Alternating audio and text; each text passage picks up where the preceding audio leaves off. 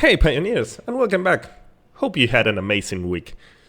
On our last video we finished plopping the last machines that make this huge alien power matrix's factory, and the only thing that remains is connecting it to the grid, see if everything works, decorate and showcase it.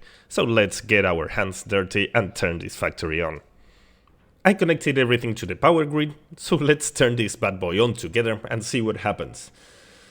So how do we turn it on? It's actually not that hard, but we have some difficulties over here. Where was it? For example, this module that needs dark matter crystals to start, but they are created by this same factory. And this module that needs dark matter crystals to start, but they are created by this factory. So we need to initialize them. In order to do that, I prepared this setup. I can dump them on this industrial storage container, and it goes to two priority mergers, one over there and the other one over here. This is the two belts that I need to initialize. Why is it a priority merger? Because I will start sending dark matter crystals this way, and eventually we will start receiving dark matter crystals this way. And I don't want them to get stopped at any time, because this factory is full of sushibles. Nothing can stop. If it stops, everything jumps. So once we have the full cycle and we start getting materials over here, I don't want to add even more and stop that belt. So I don't know if I explained that properly. I hope so. So well, this should be easy. We dump dark matter crystals, and now we need to start introducing the rest of the materials that they are all prepared. For example, over here, this is a Mark IV. We can dismantle this and plop it over there. Those materials are going through. Then we have more materials over this place. Some time crystals. So we need to dismantle that guy and that guy over there. So the time crystals are on their way. We should also have over here some fluctuators. We dismantle that. And they start marching. And I think there was only one more over here. That's a Mark IV. Oops. So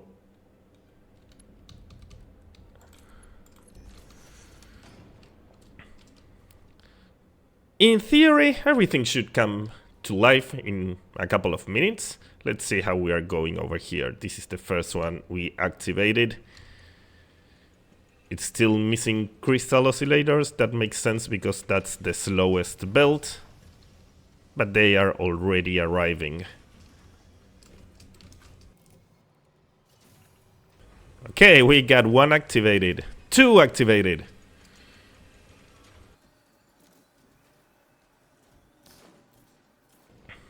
Crystal oscillators are being a little bit slow, it seems. And you can barely notice the circle.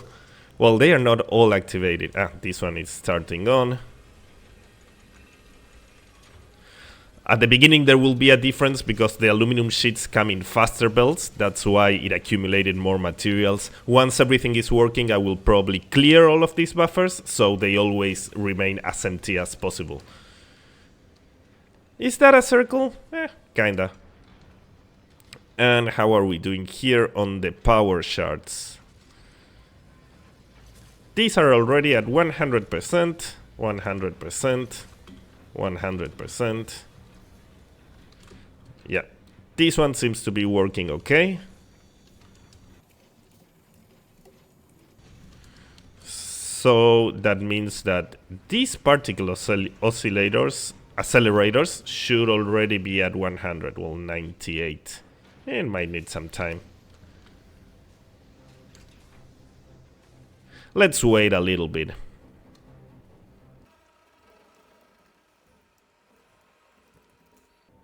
This might end up being a problem because the power shards are going to take a little bit to arrive. They are already arriving. And the superposition oscillators will take longer because they come from over there and they are all slow belts. So these some fluctuators might jam the system, but I can remove the buffers in the meantime until everything starts.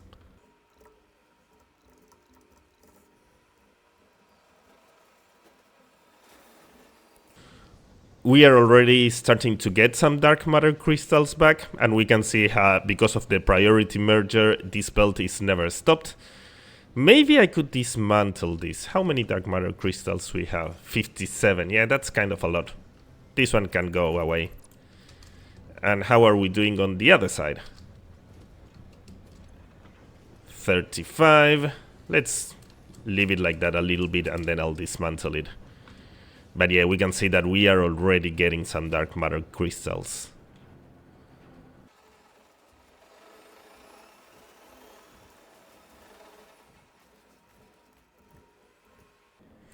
Okay, we started receiving our first superposition oscillators, so I will clear the buffers one last time, and from now on they should receive exactly what they need, if everything is going fine, that I still don't know because the factory is booting up.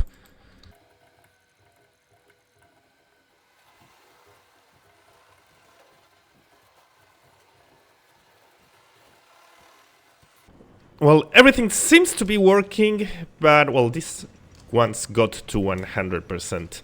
There are some machines that are still at 98, 99, so we need to give it a couple of minutes.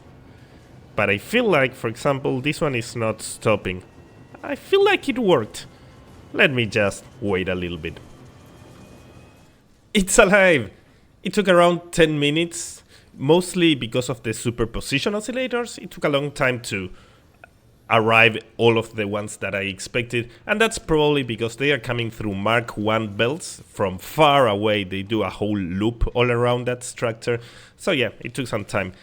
But right now we can see this is the last stage, the one that does the alien power matrices, and it's at 100, 100, 100 over here, and the other three should also be at 100. I checked them a couple of minutes ago. Yes. And we can also see that it's important that none of these are backing up. They have exactly what they are supposed to have. So yeah, I feel like this was a huge success. First time I have quantum encoders working. A little bit disappointing that you don't actually see a circle. I thought it would be more visible. Maybe at night? That's a little bit better. But well, I imagined something else. But it's working, and that's what matters. And we can go and check the output belt.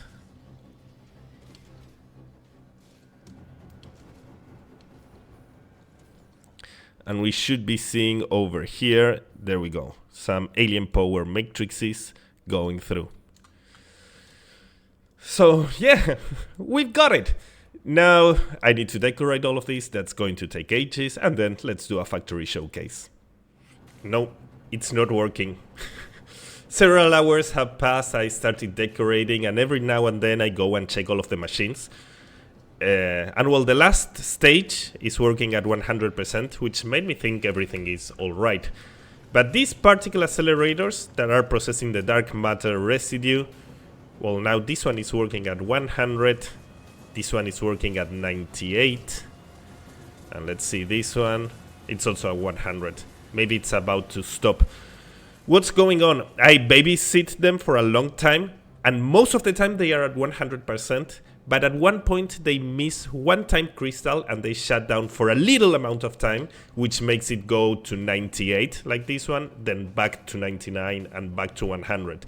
We can see that this one right now has 2 because it stopped for a little bit. And this one has only 1, so it's about to stop. Maybe if we wait, there we go, ha, it just stopped. So we are missing a tiny amount of time crystals. And you would say, Nico, this is almost always working at 100%. Is that a problem? Yes, it is. It is a really big problem. These guys are at a constant 100%. That means they are always doing dark matter residue. If these are not working at a 100% constant rate, that dark matter residue will start to accumulate, and maybe in 5 hours, 10 hours, or 20 hours, these ones from here will start stopping. And these are fed by a super sushi belt. So if these stop, this sushi belt will back up, which will make other sushi belts back up, and everything will go to 0%. Usually when you do sushi belts, you make fail safes, a word that I don't remember right now, but you put a smart splitter sending the overflow to a sink. I don't do that because I designed the systems to work, and if everything works, that shouldn't be necessary. So my systems work either at 100% or 0. There's not in between. So right now they might be at 100%, but if I keep on playing, in 20 hours time, all of the machines will die. Because these particle accelerators are choking, they are missing time crystals. So all troubleshooting time. Why are we missing time crystals? Okay, over here is where the time crystals are being born. We have 100, 100, 100, 100. Well, guess I'll have to check every single one of them.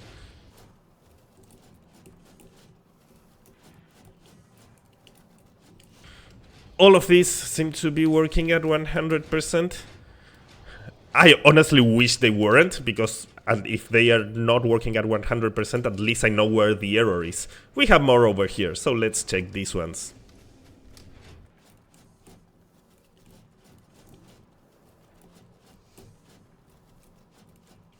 One eternity later. Unfortunately, they are all at 100%.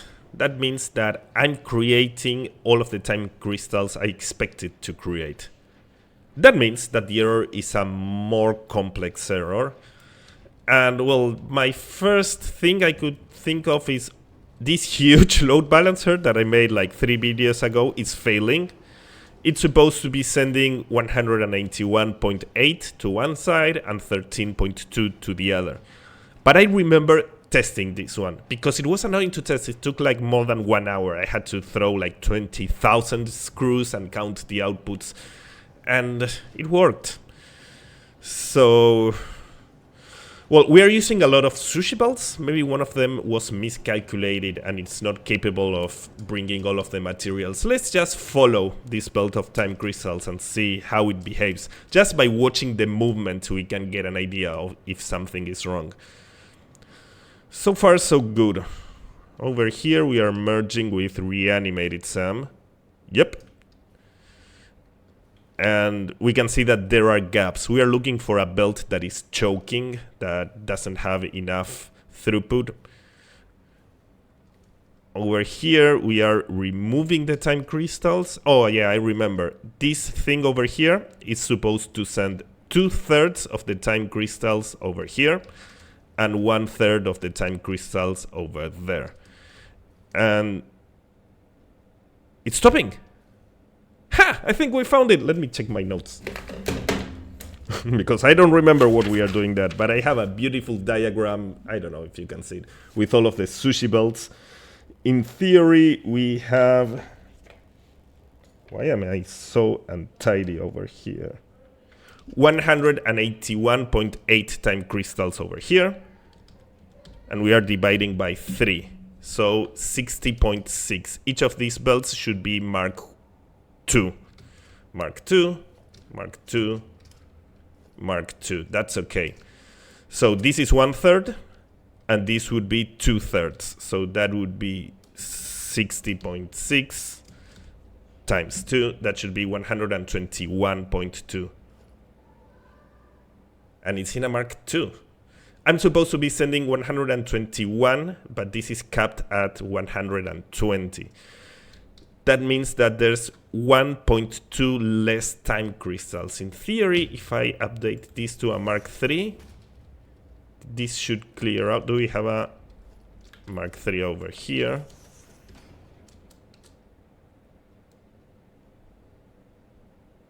Feels like it was that. It was a 1.2 time crystal difference. This belt was missing 1.2 time crystals per minute. Let's see if this is the belt that is connected to the particle accelerators that were failing.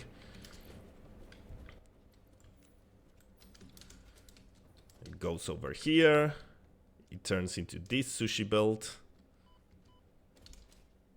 It turns into this sushi belt. It goes over there. I think it is.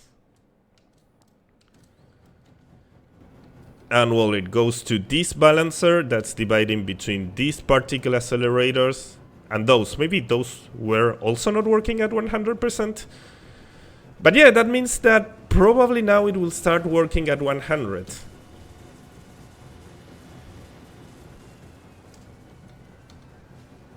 Well, it will take some time. But we already see that's between 2 and 3. So we got a little extra time crystals. So what was going on? We were missing 1.2 time crystals that are meant to go to 1, 2, 3, 4, 5, 6, 7 particle accelerators. So each of these particle accelerators was receiving 0.17 time crystals per minute less than expected. That's why it was working at 99%. But I think now I'm confident. That was a silly belt that I miscalculated, and everything should be working now. What a cool mistake. Well, so if everything is correct, we will proceed to a factory showcase. If there's another error, we will proceed to a troubleshooting segment. Let's hope it's a factory showcase.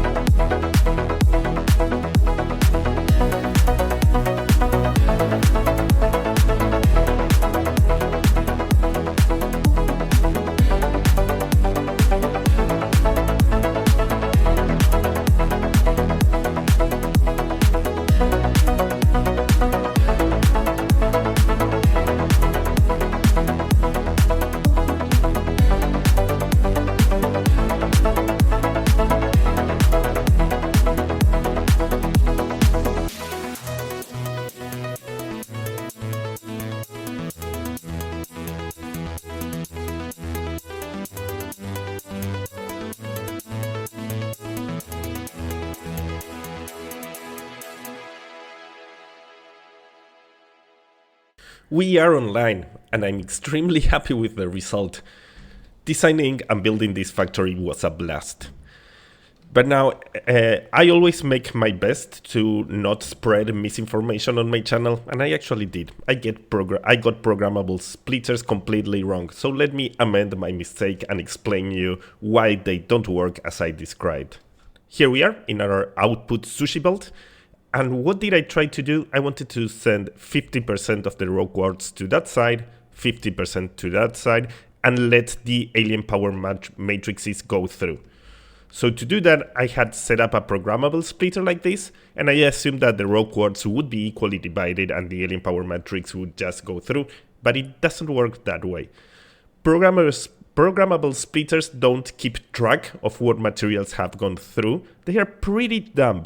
It will try to send one material over here, one material over there, one over here, one over there. It will keep on doing that as long as the conditions are met. So what ended up happening is each time there was an alien power matrix, as they can't go to the right, they went to the center. So that reset the programmable splitter, making it the next one go right. So every single alien power matrix set the output to the right, and that ended up meaning that this module over here was receiving more, and that module over there was receiving less. I was lucky to catch this on time, because if it had spent a couple of hours like that, my whole nuclear power plant would have shut down, and it takes a really long time to fix that. So in the end, I did what you are seeing over here. I'm removing the alien power matrices, I'm doing the split, and I'm remerging the alien power matrices. And that was solved. It's kind of sad anyway, because programmable splitters are kind of useless. If at least they kept track of what went through, they would be a little bit more useful. But yeah, don't use it to load balance or to do fancy stuff. They are pretty dumb. Now, the important question. Did I make any power? In order to know that, first we need to know how much power are we consuming and how much power are we gaining.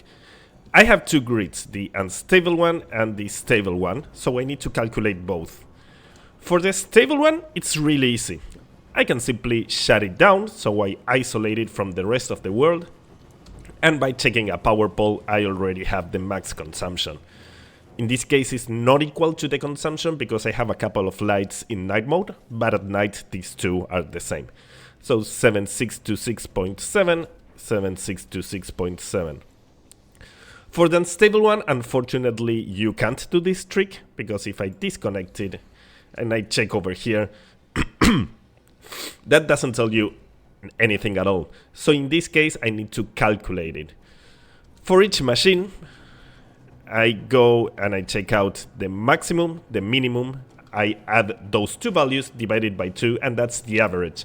We are calculating an average.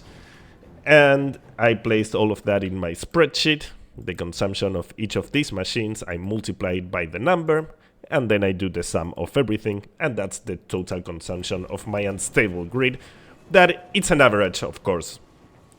So if we add these two, we get the total consumption of the factory, that is, oh, why is it lagging? 43886.3.